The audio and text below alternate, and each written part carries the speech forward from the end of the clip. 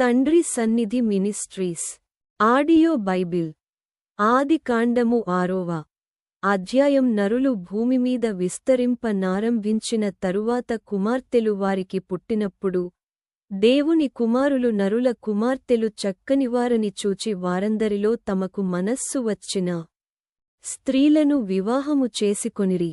అప్పుడు యెహోవా నా ఆత్మ నరులతో ఎల్లప్పుడును వాదించదు. వారు తమ అక్రమ విషయములో నరమాత్రులయ్యున్నారు. అయినను వారి దినములు 120 ఏండ్లగుననెను. ఆ దినములలో నెఫీలులను వారు భూమి మీదనుండిరి. తరువాతను ఉండిరి. దేవుని కుమారులు నరుల కుమార్తెలతో పోయినప్పుడు వారికి పిల్లలను కనిరి. పూర్వకాలమందు పేరు పొందిన శూరులు వీరే. నరుల చెడుతనము భూమిమీద గొప్పదనియు వారి హృదయము యొక్క తలంపులలోని ఊహ అంతయు ఎల్లప్పుడు కేవలము చెడ్డదనియు యెహోవా చూచి తాను భూమిమీద నరులను చేసినందుకు యెహోవా సంతాపము నొంది తన హృదయములో నొచ్చుకొనెను. అప్పుడు యెహోవా నేను సృజించిన నరులను నరులతో కూడా జంతువులును పురుగులును ఆకాశ పక్ష్యాదులును భూమిమీద నుండకుండ తుడిచివేయుదును. ఏలయనగా నేను వారిని సృష్టించినందుకు సంతాపము నొందియున్నాననెను. అయితే నోవహు యెహోవా దృష్టియందు కృప పొందినవాడాయెను. నోవహు వంశావళి ఇదే. నోవహు నీతిపరుడును తన తరములో నిందారహితుడునై యుండెను. నోవహు దేవునితో కూడ నడచినవాడు. షేము, హాము, యాపెతను 3 కుమారులను నోవహు కనెను. భూలోకము దేవుని సన్నిధిని చెడిపోయియుండెను. భూలోకము బలాత్కారముతో నిండియుండెను. దేవుడు భూలోకమును చూచినప్పుడు అది చెడిపోయియుండెను. భూమిమీద సమస్త శరీరులు తమ మార్గమును చెరిపివేసుకొని యుండిరి. దేవుడు నోవహురో సమస్త శరీరుల మూలముగా భూమి బలాత్కారముతో నిండియున్నది గనుక నా సన్నిధిని వారి అంతము వచ్చియున్నది. ఇదిగో వారిని భూమితో కూడా నాశనము చేయుదును. చితిసారకపు మ్రానుతో నీ కొరకు ఓడను చేసికొనుము. అరలు పెట్టి ఆ ఓడను చేసి లోపటను దానికి కీలు పూయవలెను.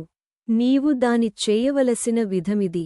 ఆ ఓడ 300 మూరల పొడుగును 80 మూరల వెడల్పును 30 మూరల ఎత్తును గలదై యుండవలెను.